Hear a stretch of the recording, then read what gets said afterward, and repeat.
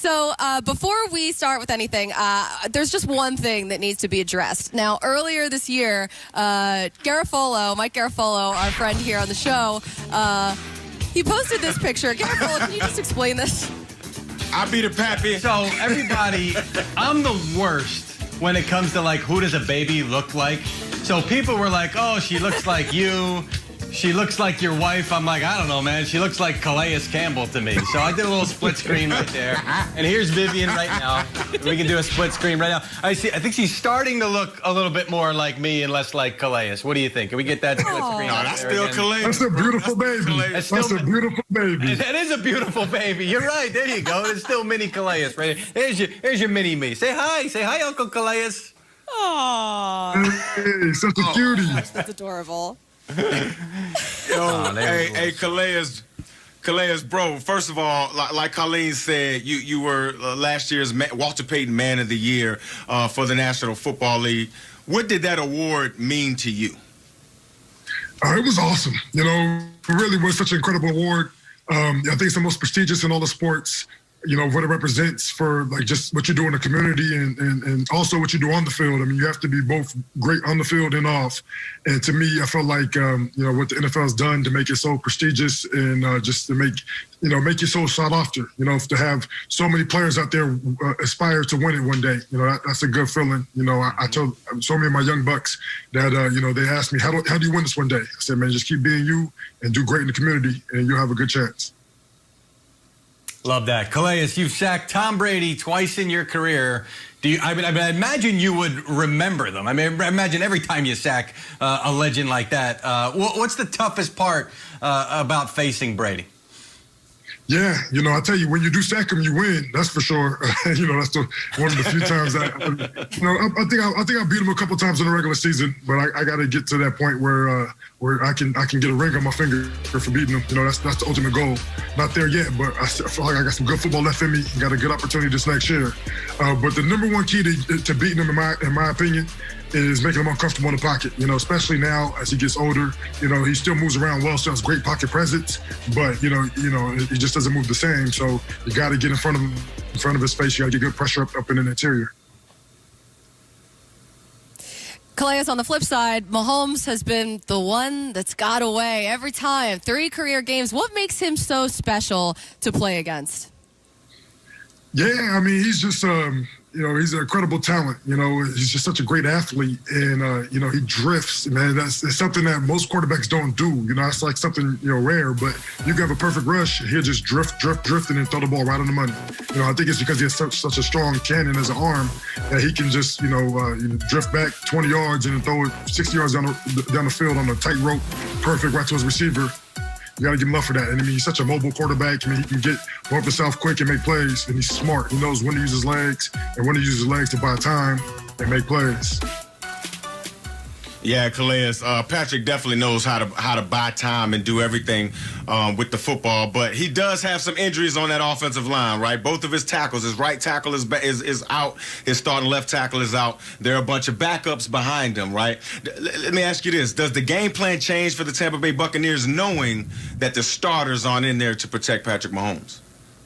Yeah, most definitely. You know, you're going to attack where you have any advantage. And so, you know, when you have, you know, guys who are not used to being in there, guys who are not used to picking up blitzes, you know, having to come up and, you know, I mean, and I guess, you know, Pat Mahomes is really good at seeing blitzes, but if you can disguise it well enough and kind of mix it up and really hold that shell as long as possible so they don't know what you're in, and you can blitz with these young tackles having to pick it up, you know, even with the drift, you know, I think, you know, you can get there, especially like you know, with speed coming off the edge. You know, I mean, they got, you know, Tampa Bay has some great young safeties that can blitz very well. From 2013 to 2016, while you were with the Cardinals, Calais, you had a smooth Kangol hat-wearing coach by the name of Bruce Arians. Todd Bowles, your defensive coordinator. How happy are you for both of those guys? Have you even talked to either of them this week at all?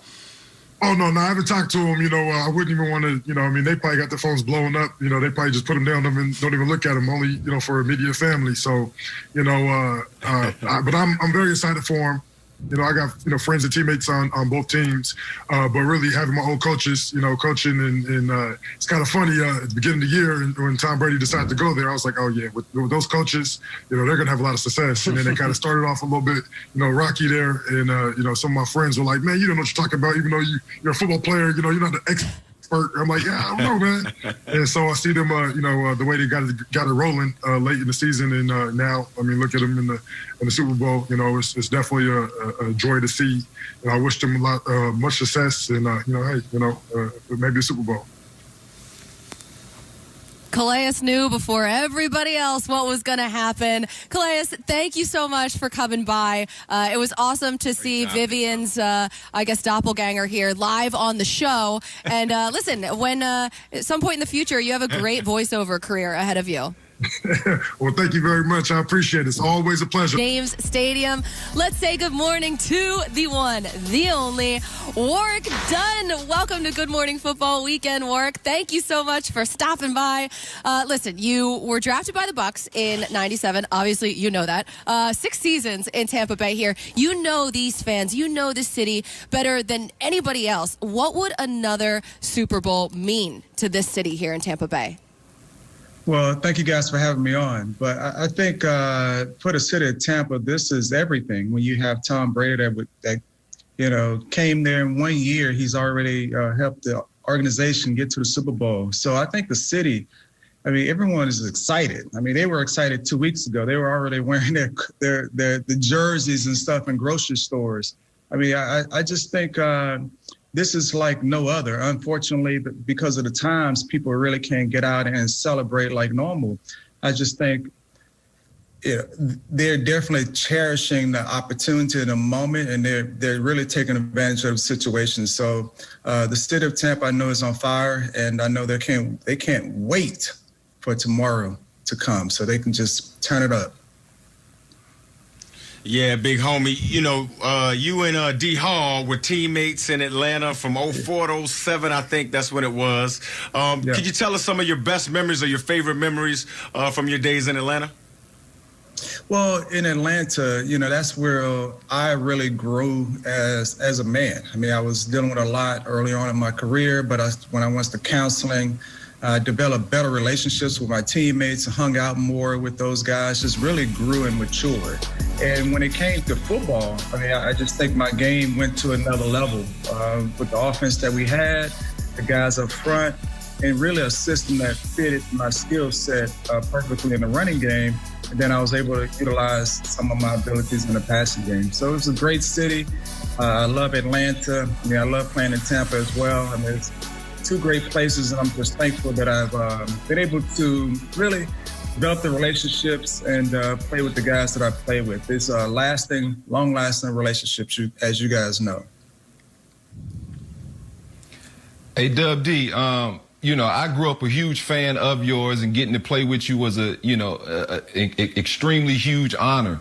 But even more so than playing with you on the field, I think it was, your vision and your desire to do so much in the community that I think helped our football team become a better football team. Can you kind of speak to, what was your driving force behind, just being so charitable and just really, propelling everyone in our organization to really give back and pour into the community as well?